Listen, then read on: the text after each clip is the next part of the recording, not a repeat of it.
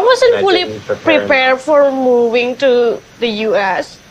I've been thinking about it, and I want James to apply visa for Angel to come to America to visit. At this point, the empathy has left my body for Tata and James, specifically Tata.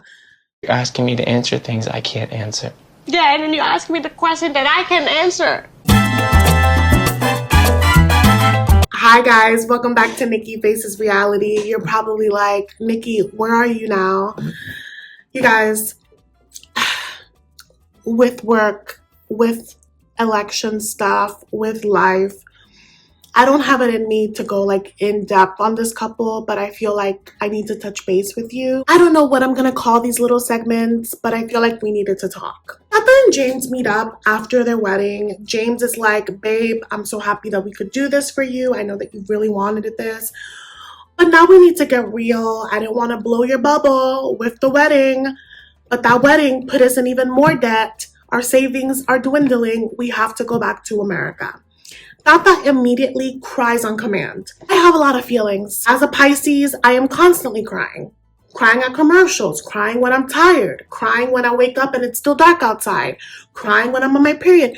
I cry a lot, but I don't make people deal with my tears, you know? I cry a lot alone. I cry with my friends, don't get me wrong. I have people that have my back. I feel like Tata uses her tears as a weapon. I feel like she knows that the minute her tears come out, she's immediately hurt, and so anything that James says is invalid. James is not, he doesn't do himself any favors, but I am with him in this fight. She's like, I don't want to go back because I spent a lot of time alone in America and you spent all your time working. And that is a lot of people's struggle when they first move to America. You're isolated, you don't have friends yet. There's a plethora of reasons. I feel her. However, they were married for 3 years, and it sounds like they did have some sort of social circle. My question with Tata and James is, if you have been in America for 3 years, why don't you have your working papers? Or, I'm assuming that she doesn't have them. That would be my question. Why don't you have them? Also, she says that he takes the car and she's alone. I'm like, does she have her license? Like, there are things to be done so that she doesn't feel as stuck. So that's my whole thing with her. They really don't end in any resolution. She's just like, I don't want to go. He's like, I can't support us here. She also made a comment that she just feels like he's not trying.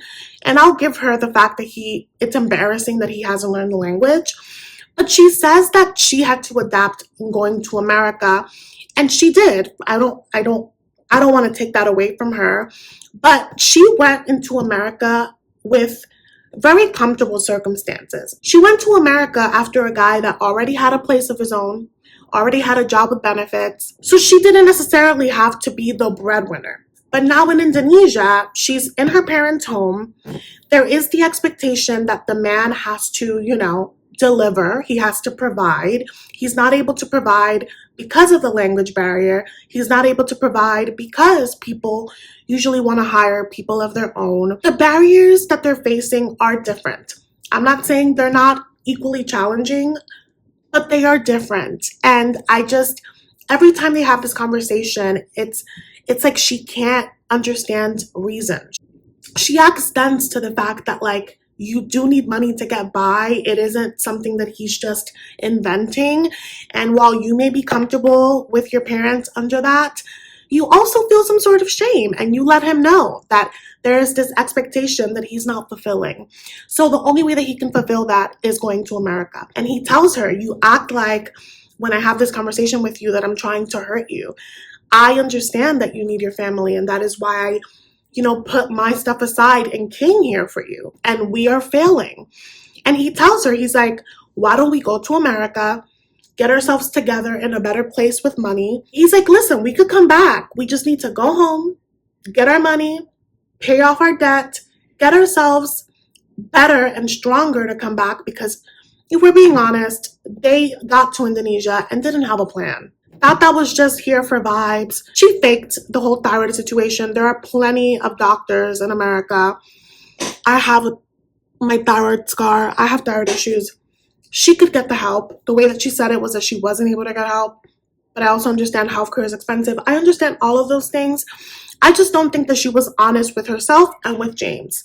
I miss home. I no longer want to live in America. So now they find themselves in this place where they're beefing about this. I think James is a bit passive aggressive, but Tata is very aggressive. She is an emotional gangster. She is aggressive, but like sobbing, snotting. Their conversation doesn't go anywhere from here, but the next time we see her telling her sisters that James wants to move back, and it takes her forever to give them the context, which I think is unfair.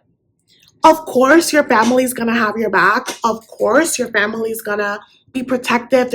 Angel already feels like this man stole you away. So you being like, yeah, he wants to take me back and I don't want to, you're immediately making James the bad guy.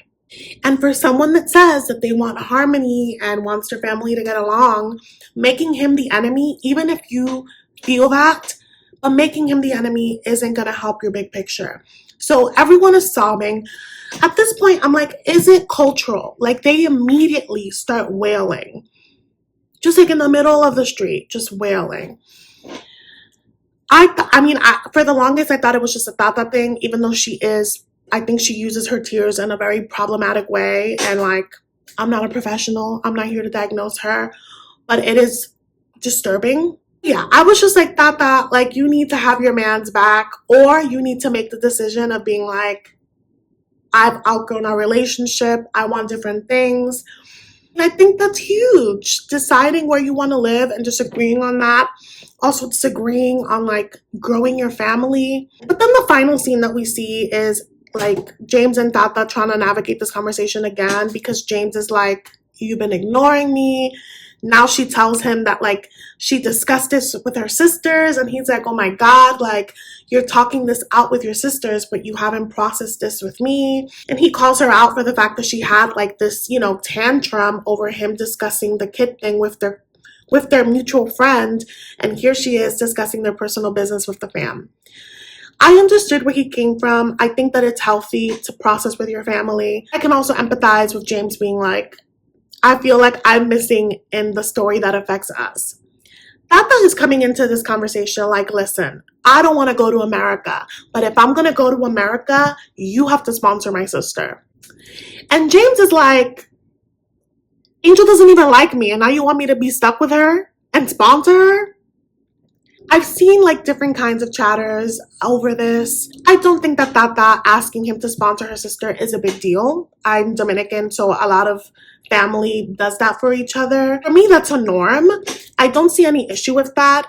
My issue is that, babe, to sponsor someone, you need money. You guys don't have money. Get that through your head. There is no money.